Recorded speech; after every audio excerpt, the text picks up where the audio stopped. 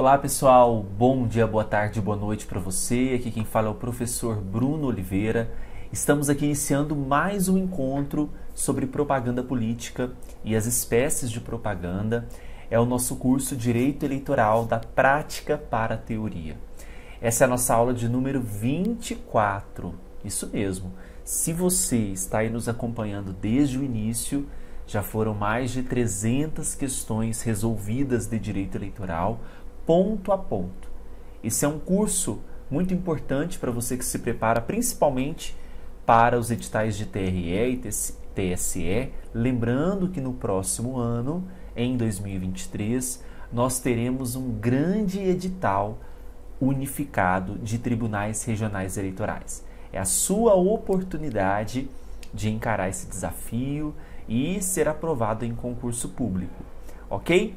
Bora então começar a resolver mais questões? Hoje, só para nós recordarmos aqui, o nosso objetivo então é discutir mais questões sobre propaganda política e espécies que estão previstas em todas as legislações que nós temos aí comentado nos últimos encontros. Então, Lei das Eleições, Código Eleitoral, resoluções do TSE, resoluções super recentes. Então, você pode observar a resolução que será aplicada para as eleições 2022, que é a 23.610 de 2019, a resolução 23.671 de 2021 e a resolução 23.688 de 2022. Então, nós temos essas três resoluções que são aplicadas aí, serão aplicadas para as eleições 2022. Então, o material contemplando aqui as principais alterações. Certo? Bora então para a primeira questãozinha de hoje. Essa questão ela foi cobrada em 2015 no concurso do Tribunal Regional Eleitoral do Acre. Bora lá. A propaganda eleitoral na internet, regulada pela Lei nº 12.034 de 2009, admite que, letra A, é permitida a propaganda eleitoral paga desde que é anunciado que se trata de uma publicidade. E aí, o que vocês acham?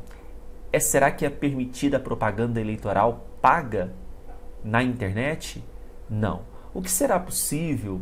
E a gente vê que essa questão é de 2015, a gente precisa aqui atualizar vocês, né? Nós já discutimos que é permitido o impulsionamento de conteúdo nas redes sociais. Essa é uma exceção à gratuidade da propaganda, tá bom? Assim como acontece com a propaganda na imprensa, escrita e a reprodução na internet, que também é possível aqui a propaganda ser paga. Mas, em regra, a propaganda na internet ela é gratuita, não é permitida a propaganda paga. E nós encontramos esse dispositivo no artigo 57C da Lei das Eleições. Tá bom?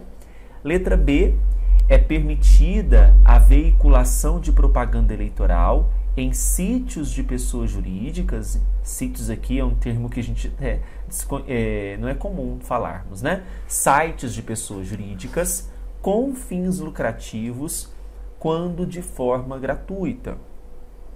Mais um ponto a ser observado. Eu posso realizar propaganda em sites de pessoas jurídicas? Não, pessoal. A propaganda em sites de pessoas jurídicas não é permitida, seja com, seja sem fins lucrativos. Tudo bem? Então, letra B está errada. O artigo é o 57C, parágrafo 1º. Tudo bem? Letra C. É permitida a veiculação gratuita de propaganda eleitoral em sítios oficiais ou hospedados por órgãos ou entidades da administração pública direta ou indireta, com espaço e repetições definidas de maneira proporcional ao tempo de veiculação na televisão. Pensa comigo, como assim vou realizar propaganda em sites de órgãos, entidades da administração? A letra C está dizendo que é permitida. Claro que não, é vedado, tá? Então, não é permitida, é vedada a veiculação gratuita de propaganda eleitoral nesses sites, seja de órgãos, sejam de entidades da administração pública, direta ou indireta. Letrinha C também está falsa. O artigo aqui é o 57C, também parágrafo 1º. Parágrafo 1º apresenta para nós um rol de impossibilidades. D.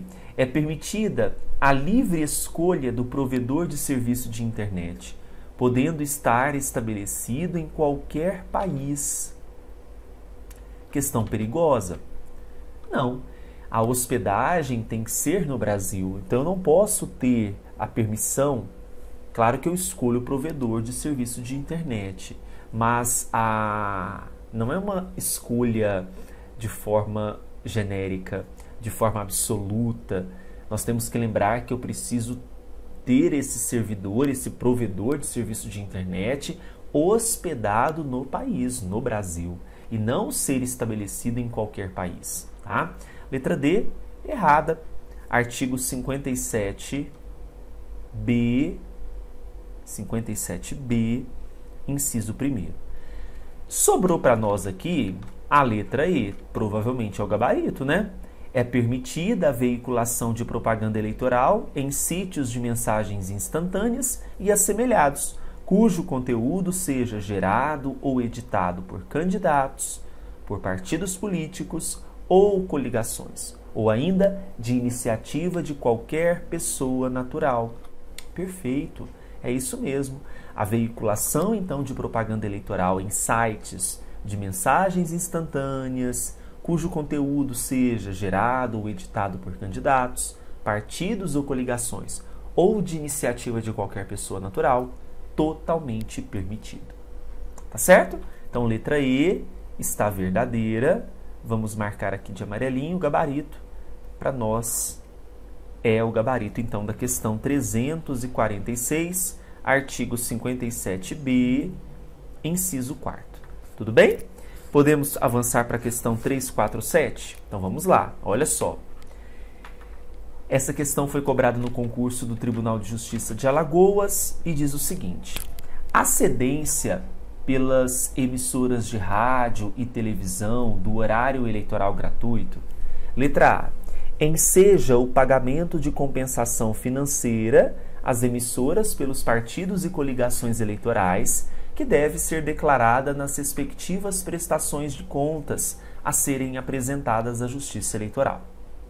Letra B. Enseja o pagamento da compensação financeira às emissoras pelo poder público, mediante a expedição de precatórios de natureza específica, diferentemente do que ocorre com a propaganda partidária gratuita. Letra E. Enseja o pagamento de compensação financeira às emissoras pelo poder público, mediante a expedição de precatórios de natureza específica, igualmente ao que ocorre com a propaganda partidária gratuita. E a letra D.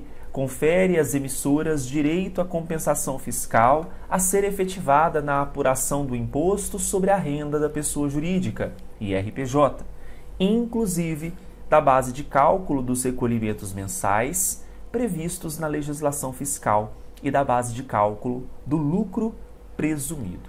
Bom, essa questão é interessante, é uma questão de um artigo que é não é tão comum ser cobrado. Confesso para vocês que eu vi somente nesse concurso até hoje esse tema.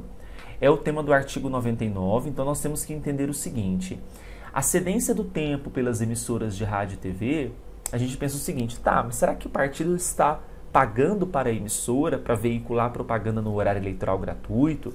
É a Justiça Eleitoral? O que a emissora de rádio e televisão tem aqui como benefício, né, para a veiculação desse horário eleitoral gratuito, desta propaganda? Obviamente temos algo aqui a observar. Então a gente tem que observar o seguinte: será que nós temos pagamento de compensação financeira que deveria ser declarada na prestação de contas? A letra A está dizendo isso. Será que nós temos expedição de precatórios de natureza específica? A letra B fala isso. Será que nós temos aqui expedição de precatórios igualmente ao que ocorre com a propaganda partidária gratuita? Ou nós temos compensação fiscal? Pensa, claro que é relacionado ao imposto, né? Então a gente observa aqui que o artigo que foi cobrado nessa questão é o artigo 99, parágrafo 1º, Lei das Eleições.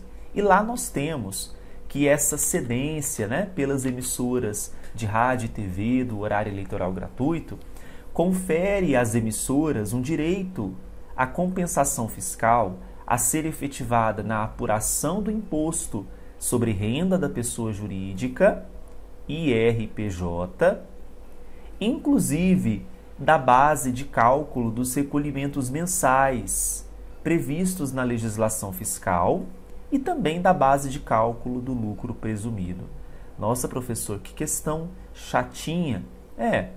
Nós vamos, infelizmente, nos deparar com esse tipo de questão. Mas você que está nesse desafio tem que estar preparado para tudo, inclusive para questões que não vão agregar nada na função, no conhecimento técnico para o concurso da Justiça Eleitoral, né? Bom, então questão 347, gabaritinho letra D. Vamos agora para a questão 348, cobrado no concurso do Ministério Público do Estado de Goiás. Essa questão é uma questãozinha interessante, vale a pena discutirmos aqui. Olha só, durante o período eleitoral, grande parte das delações dirigidas ao Ministério Público vem de cidadãos incomodados com a utilização de instrumentos sonoros, sejam eles fixos ou móveis, utilizados como meio de propaganda eleitoral. Deste modo, vamos apontar aqui a alternativa correta. Então, a questão vai tratar sobre barulho, barulho na campanha, né? A gente sempre tem barulho na campanha, como diz a própria questão, é uma das grandes objetos das delações que são dirigidas ao Ministério Público destes cidadãos que se sentem incomodados com essa utilização, né? Então, a letra A, ela diz assim: é proibida a utilização a qualquer hora de alto-falantes e amplificadores de som no comitê de partido. Então, vamos lá. É proibida a utilização a qualquer hora de alto-falantes e amplificadores de som. Primeiro, que o uso de alto-falantes e amplificadores de som é regulado pela legislação. É permitido. A letra B, a letra A você já pode descartar, porque ela está falando que é proibida a qualquer hora a utilização de alto-falantes. Não, nós temos a possibilidade do uso de alto-falantes, por exemplo, até o período noturno. Claro que não esse período vai até as 10 horas. Né? Nós temos também que lembrar que eu posso utilizar carros de som para sonorizar caminhadas, carreatas, passeatas. Eu não posso ter o carro de som veiculando sozinho, como era antigamente. Hoje não pode. Né? Mas quando a letra A diz que é proibida a qualquer hora, está errada, sem dúvida. Letra B. A utilização de mini-trio é permitida, mas em horários mais restritos que os previstos para os carros de som. Nós não temos aqui como que eu posso dizer, uma preferência. Carro de som tem mais privilégios do que o mini-trio? Não. O examinador quis tentar te pegar em relação a isso, tá? Não tem esses privilégios. Então, quando diz que a utilização de mini-trio é permitida, mas em horários mais restritos que os previstos para os carros de som, está errado. Letra B está errada. Não, vamos anotar aqui, não há privilégios, certo? Letra C. É vedada a utilização em campanhas eleitorais de trio elétrico, salvo para sonorizar comícios. Então, quando a gente divide esses veículos sonorizadores, nós temos carros de som, mini-trios e trios elétricos. O que diferencia é a capacidade em watts de potência. Carros de som e mini-trios poderão sonorizar caminhadas, carreatas, passeatas. Trios elétricos não. A utilização de trios elétricos ela é até permitida, mas somente para sonorizar comícios. Aqueles grandes eventos, né? Então, trio elétrico pode ficar andando aí pelas ruas? Não, somente para sonorizar comícios. Letra C é a nossa alternativa correta, conforme prevê o artigo número 39, parágrafo 10. Tudo bem? Letra D. Os carros de som podem funcionar entre as 8 da manhã e as 22 horas, sendo permitida a prorrogação por mais 2 horas no dia de encerramento da campanha. E aí, pessoal? Quando eu falo que os carros de som podem funcionar entre as 8 da manhã e 22 horas, sendo permitida